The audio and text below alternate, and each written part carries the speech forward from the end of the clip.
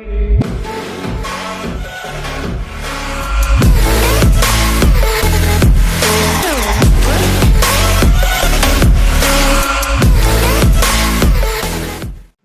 जी, आप लोग कैसे हैं? उम्मीद करती हूँ आप लोग सब ठीक ठाक होंगे। मैं भी ठीक हूँ। आज मैं एक और कहानी लेकर आप लोगों के लिए आई हूँ। कृपया आप लोग हमेशा मेरी कहानी को देखिए। आज जो कहानी लाई हूँ, सुखी और दुखी परिवार। एक गांव था। उस गांव में दो परिवार रहते थे, जैसे एक यहाँ पर और एक यहाँ पर, आमने सामने दोनों परिवार। लेकिन ये परिवार बहुत सुखी था और ये परिवार जो था वो बहुत दुखी था।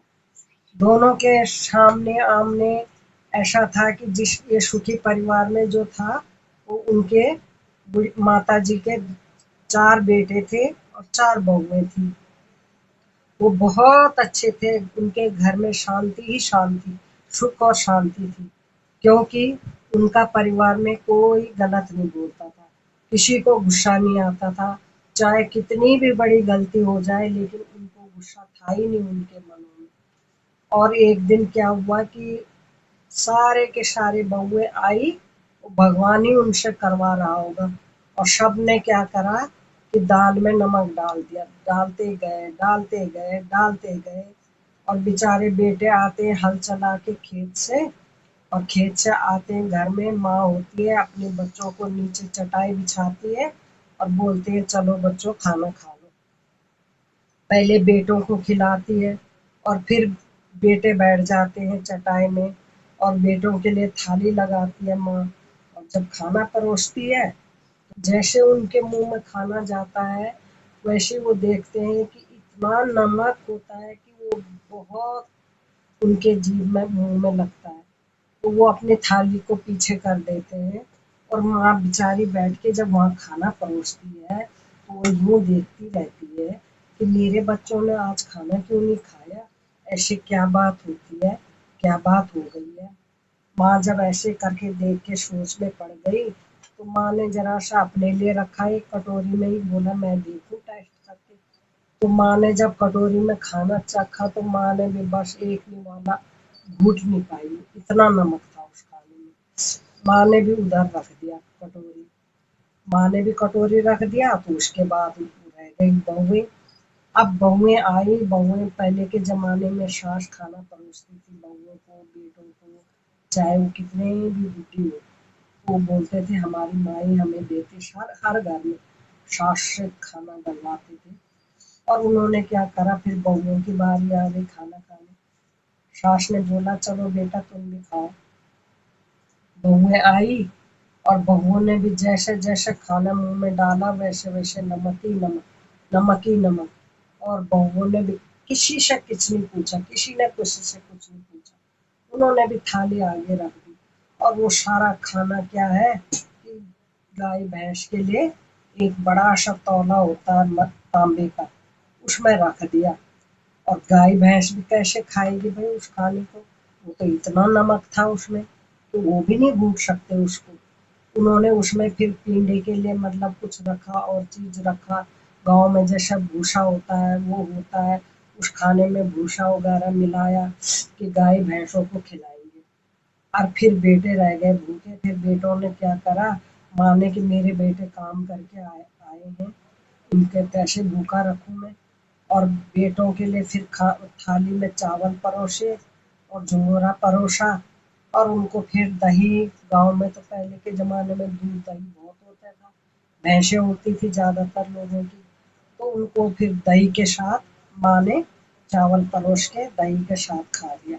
क्योंकि टाइम ज्यादा हो रहा था, दाल बनाने का टाइम नहीं था, तो उन्होंने दही के साथ माँ ने उनको परोस दिया खाना। बहुओं को भी दही के साथ परोस दिया, खुद भी दही के साथ खाया। तो उस परिवार को देख के लोग बोलते थे इस परिवार में कितना सुखी परिवार है, कोई वो नहीं था उनमें, लड़ाई झगड़ा कुछ नहीं था, बहुत शांति था।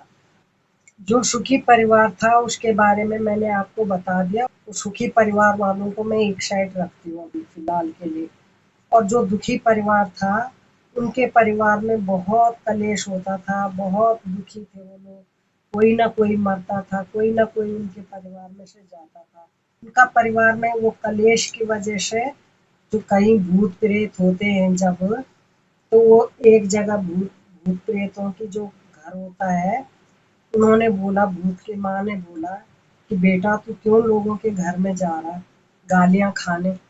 तो उसने बोला, भूत ने बोला कि माँ मैं नहीं जाता किसी के घर में, जो मुझे बुलाते हैं मैं उसी के घर जाता हूँ, और जो मुझे नहीं बुलाते हैं मैं उनके घर नहीं जाता।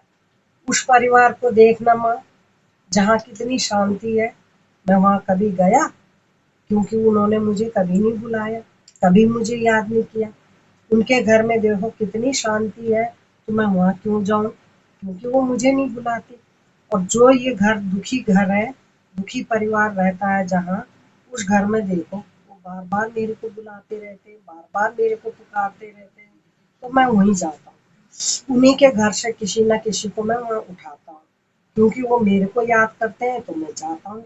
और जो मेरे को याद ही नहीं करेगा मैं वहाँ क्यों जाऊँ?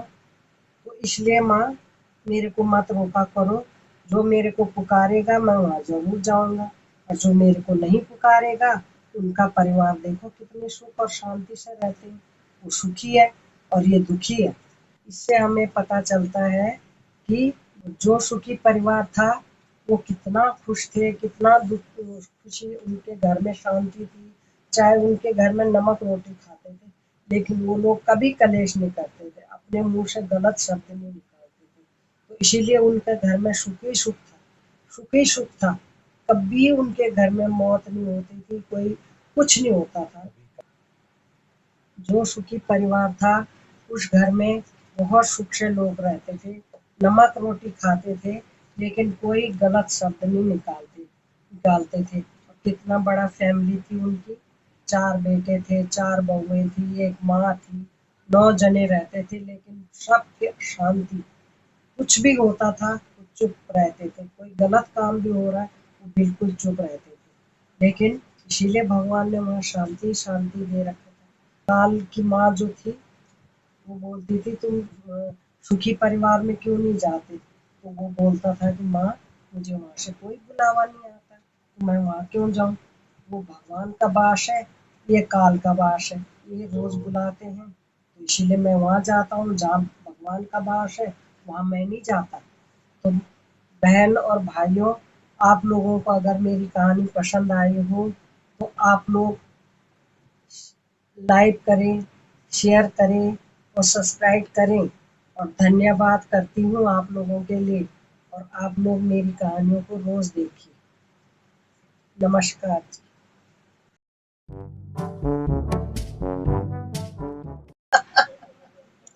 ला रहे वो देख, फकार दूंगी, चुप रहा कर जरा। माता भूली वो, ठहर जा, कहाँ तक बोलिए बोल। इसीलिए